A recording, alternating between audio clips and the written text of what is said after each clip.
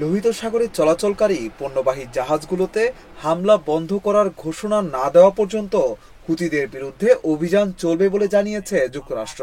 মার্কিন প্রতিরক্ষা মন্ত্রী পিট হেগসেথ এই ঘোষণা দেন। বার্তা সংস্থা রয়টার্সের এক প্রতিবেদনে এই তথ্য জানা গেছে। এই ঈদে জামা জুতো অ্যাক্সেসরিজের ডিসকাউন্ট।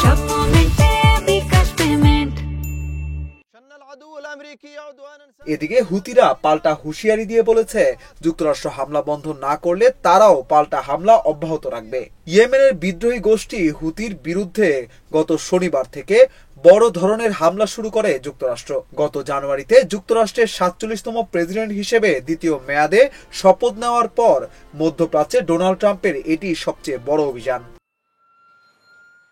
হুতি পরিচালিত স্বাস্থ্য মন্ত্রণালয় জানিয়েছে, যুক্তরাষ্ট্রের হামলায় এখন পর্যন্ত ৫৩ জন নিহত হয়েছে। নিহতদের মধ্যে ৫ জন শিশু ও ২ জন নারীও রয়েছেন। এছাড়া আহত হয়েছে অন্তত ৯৮ জন।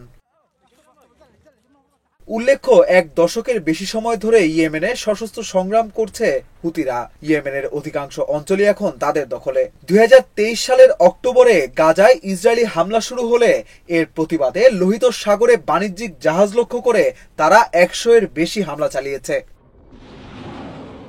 এরপর হুতিদের থামাতে যুক্তরাষ্ট্রের তৎকালীন প্রেসিডেন্ট জো বাইডেনের নির্দেশে হামলা শুরু হয়, কিন্তু যুক্তরাষ্ট্রের প্রত্যাশা অনুযায়ী কাঙ্ক্ষিত লক্ষ্য অর্জিত হয়নি। তাই নতুন প্রেসিডেন্ট ট্রাম্প এসে এবারও হুতিদের ওপর হামলার নির্দেশ দিলেন।